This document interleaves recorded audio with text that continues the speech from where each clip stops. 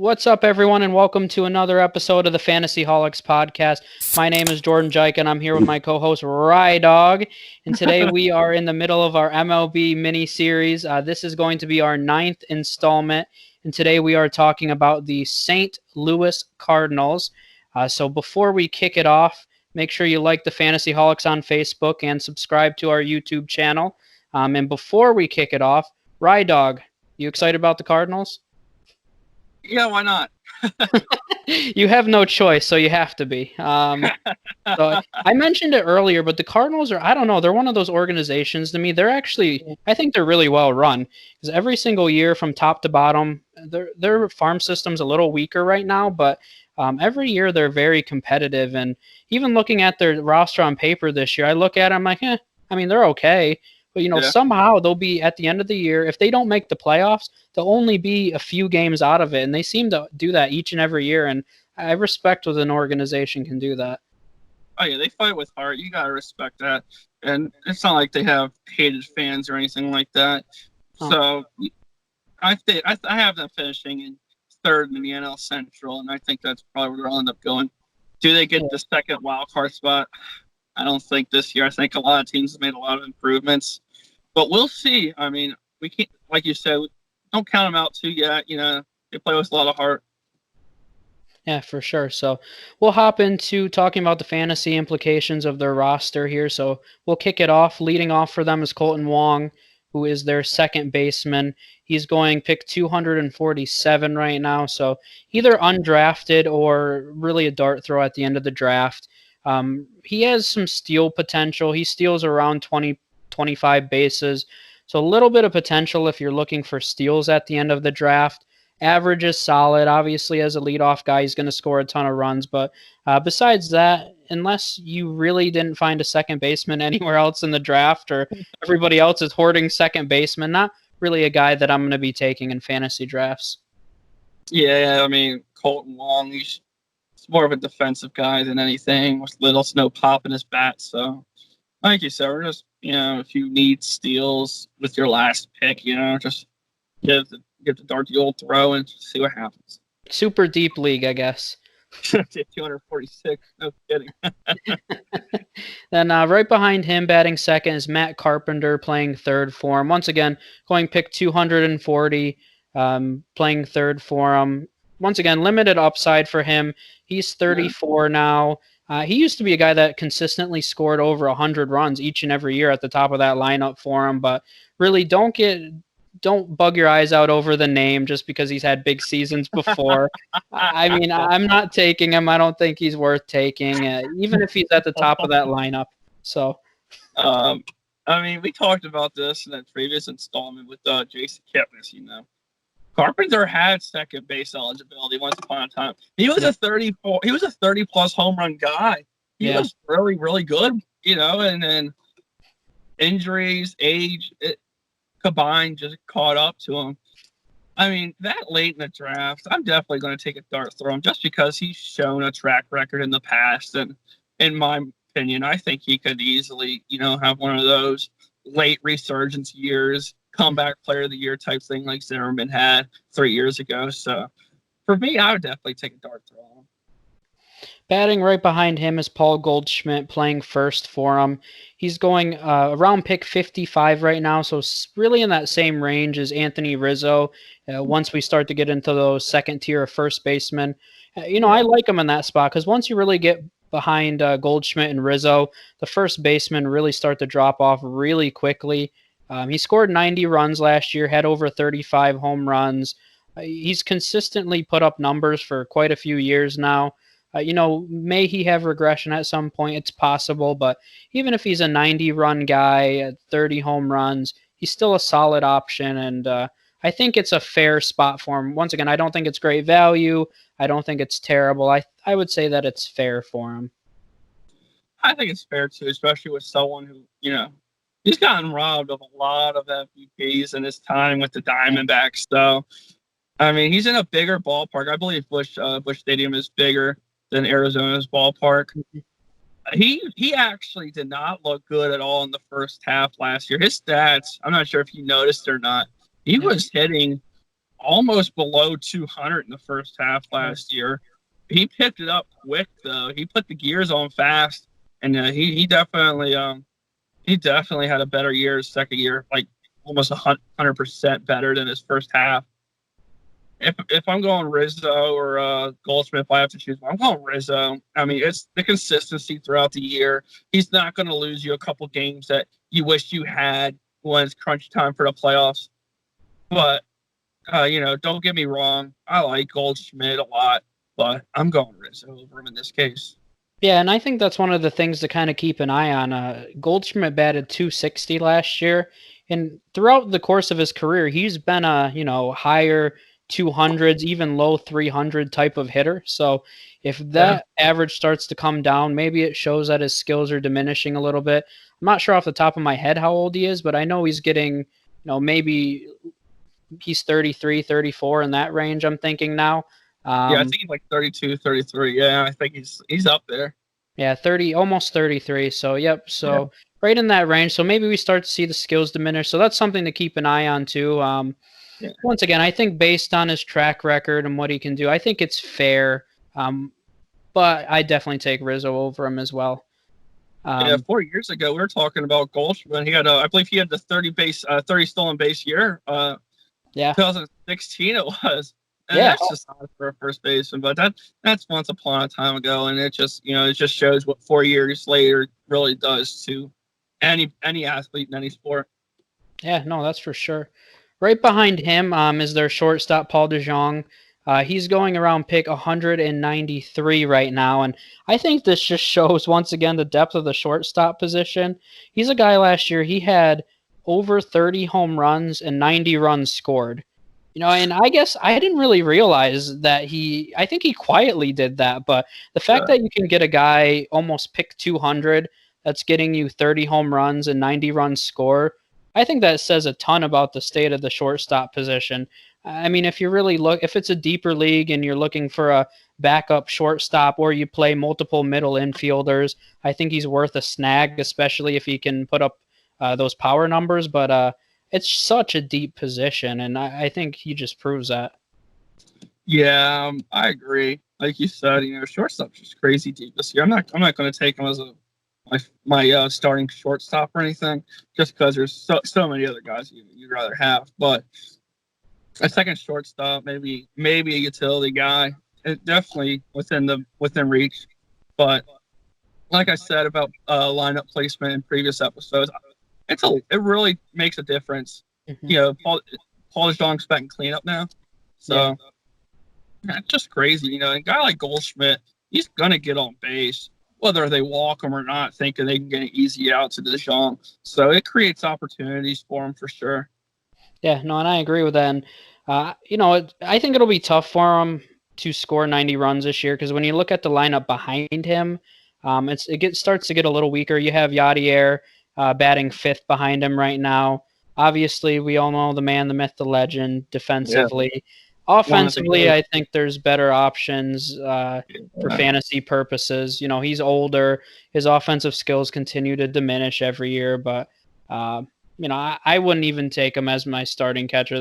Unless you're in a two-catcher league, I suppose. But besides that, I'm not seeing it. Two catchers. Catchers, tight ends, they're all the same.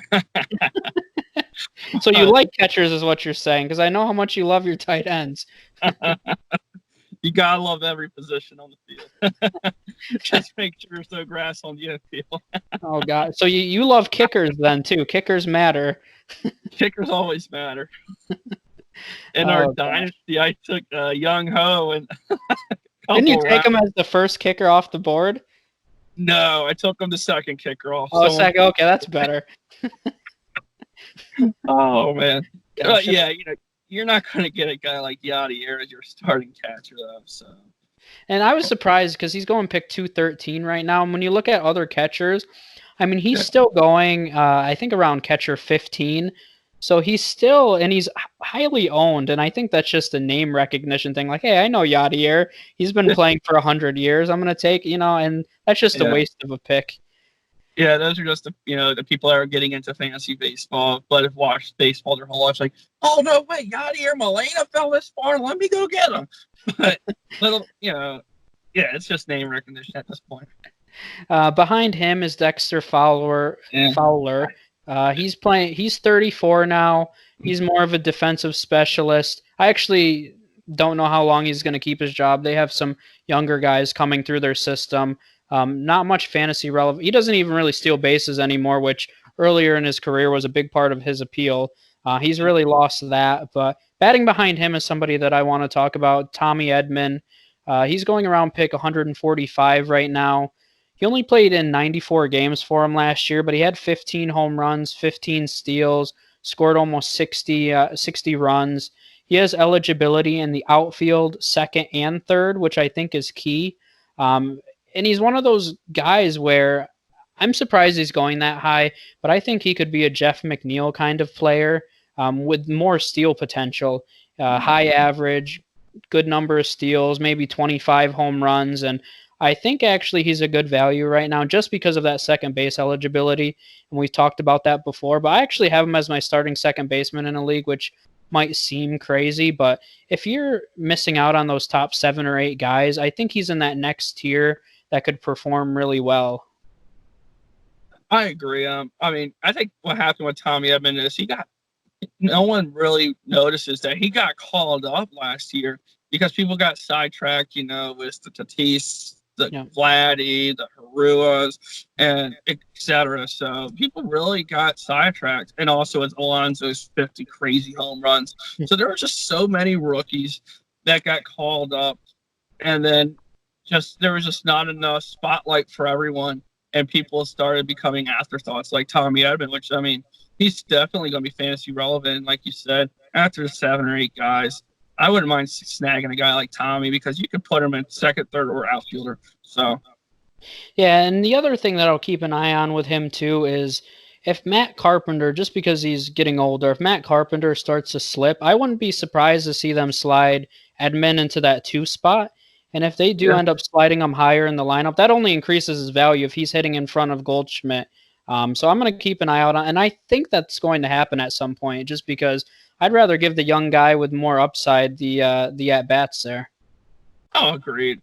Give him more time to give him more potential and time to bring in runs and be a bigger impact of the team for sure. Especially we discussed the Cardinals are a team that doesn't give up easily. So a guy like Tommy Edman, if the Cardinals are starting to become like 5 or 6 games out of a wild card, they're definitely going to do whatever it takes to make sure they don't go down without a fight.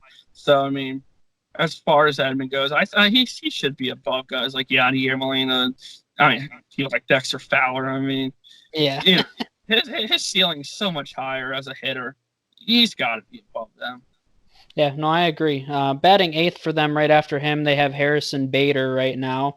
My note next to him is and that's it.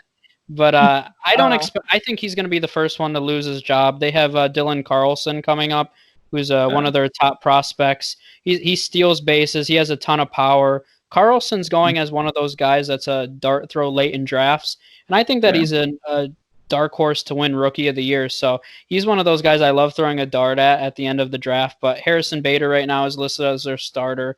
Potentially Carlson might not be up in the beginning due to service time issues, but when he is up, I think that he's going to have an impact really quick. Yeah, Harrison Master Bader. I mean, I don't really believe he's not gonna keep his job much longer. I mean, there's just too much talent on that team, young talent at that. So the Master Bader is going to be beating himself off to the bench, I think. I'm going to tell him you said that. I'm going to use that as a team name this year. Harrison if I could fit that many, if they could, Go for it. Oh, we should tweet them this video. I like that. I'm going to change all my team names right now, so we're going to go on a quick commercial now. Oh, God. Any other notes on their offense before we hop into the rotation? I think that's it. I mean, like we were talking about with Tommy Edman, he's definitely one to keep your eye out on. And I would definitely stash him if I could because he's a guy that's going to get moved up into that lineup Outside of that, there's not much to talk about. Okay. So we'll start off with a rotation then with the man, the myth, the legend, Jack Flaherty. The hype on Jack Flaherty is real. I mean, he had a huge season last year. He has all the potential in the world, I think, to become the best pitcher in baseball at some point. I mean, he's Yeah. still extremely young. He's going around pick 20, which is kind of interesting because in the beginning of draft season, he was going right around 40, 50. And then I don't know what happened, but all of a sudden everybody hopped on the hype train. He's going 20th overall. He's going as the 6th overall pitcher. And it's not a question of his talent for me. I don't personally take pitchers early. 20th overall seems very high, but to me, if there's a pitcher I was going to take early, and if he falls any into that 30, 40 range, I'm definitely taking him. But if there's a guy that's going to live up to the potential, I think it's Flaherty, and I think that he's a candidate to win Cy Young this year. Oh, for sure. Flaherty's gone. You said he's going to pick 20. Where does Yahoo have Walker, Buehler, and Bieber going? Bieber's around 35. Yeah. Buehler is a few after him. I think he's 28 right now. Yeah, so if I had to go with one of those guys to take as my first pitcher, I'm definitely going to spend the extra couple picks on Flaherty. That's just my opinion, though, because those Indians pitchers, I mean, they're all dropping like flies. It looks like right before this whole COVID-19 bullshit started. You had Carrasco. I mean, poor guy. I mean, it's his cancer and everything, and he just can't catch a break. But then Clevenger's end up expected to miss the season until recently, of course. And then I was just like, oh shit, when it's Bieber next? I was definitely cautious for sure. But if I'm going to take one, I'm going to take Flaherty. I'm all on the hype train on Flaherty. Yeah, no, and it's crazy because we did a dynasty startup not too long ago, earlier this offseason, and I took Flaherty, and I took him. I was looking back at it one day. I got him in the 4th round, which now with the hype train, I'm like, holy cow! I guess I stole him. But oh sure, oh yeah, that was the keeper turn dynasty. It's going to turn dynasty, absolutely. I mean, you got to think, you keep him for a 4th round keeper. I mean, that's great value for sure. Yeah. I think I went hitter heavy. I think that was my issue. And then I lost Severino. Oh gosh, that didn't take long. I went the usually I don't go pitchers early, but every once in a while I'm playing in so many leagues this year that sometimes you got to switch the strategy up a little bit. So I think I have Garrett Cole. Oh, that's a league where you keep trying to get Corbin off me. I have Garrett Cole and Robles for Trevor Story. Yeah, that goddamn Trevor Story for every morning. Oh gosh, behind Flaherty, we'll go back to the Cardinals, I guess, if we have to. No, behind Flaherty is Carlos Martinez this year, who looks like he's going to end up having a spot in the rotation. Right now, they have him listed as their 2nd starter. Had his little bit of the stint in the bullpen there. He's going around pick 185 this year, I should say. And that's a guy, I mean, that's great. I think that's towards the end of a draft. He obviously has a ton of potential, was a huge prospect. He's kind of been successful when he's healthy in any role that he's thrust into. So if he's able to give you 150, 160 innings, even 140, we'll say, I think that's still good value to get that potential out of a pick 185. Agreed. I mean, he was a closer last year. And before that, I think he was a starter, and he struggled quite a bit in 2018 as a starter. I mean, he had that 1 year in 17 where he was really good, and I think they just wanted to put him in the bullpen to see what happens and see, But outside of who do they have as their closer now? Because I thought he was going to be their main closer. I mean, if he ends up being a starter and a closer, that could be really interesting. Yeah, right now they have Giovanni Gallegos. So he's listed as their closer. They kind of came out and said it looks like Giovanni is going to be their closer and Martinez is going to be in the rotation. But, yeah, I mean, Martinez has been up and down. But when he's one of your last picks, I don't know. I'll take the upside, and if it doesn't turn out, I'll dump him. Yeah, agreed. It's either a guy you're going to keep and pans out, or you're just going to drop him. So, rest of their rotation, they have Dakota Hudson listed 3rd. Adam Wainwright, who is still kicking around, He's fourth in still their breathing. yeah. I mean, he's fourth in their rotation right now, and there doesn't seem to be a ton of competition there. So it looks like he's going to be there. Miles Mikolas is normally going to be in that rotation, but he's injured. So they have Yeah. kind of a swingman. Kwang Hoon Kim right now is the fifth guy in their lineup or in their rotation. So a lot of, I think, just three streamers there, four, I guess, depending on the matchup. I guess when they're playing the Pirates. Or Brewers or the Marlins or whatever. Yeah, but nobody really I'm drafting there. I mean, I would take a chance on Hudson. I actually have him in a league.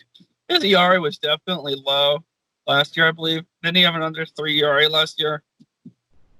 Last year, it was pretty low. I don't think it was quite under 3, but yeah, it was pretty. He had a good ERA last year.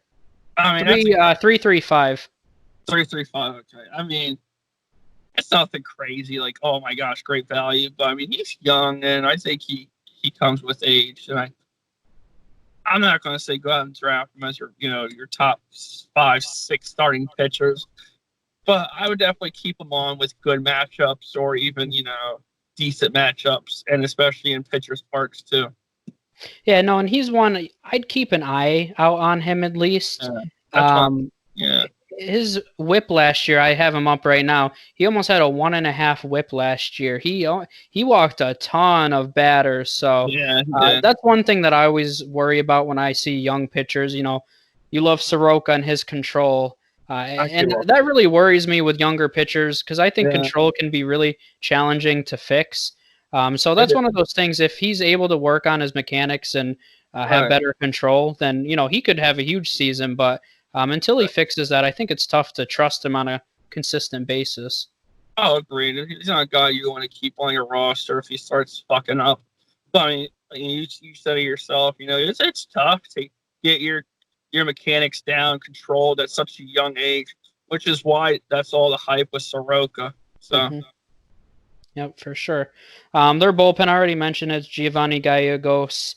He's going to pick 178 right now, so really back end of the closers go around pick 170, 180, right around there. So, that's fine if you're looking for a closer later in the draft. He'll have opportunities with the Cardinals. I'll keep an eye out on it because who knows if he's going to keep that spot the entire year.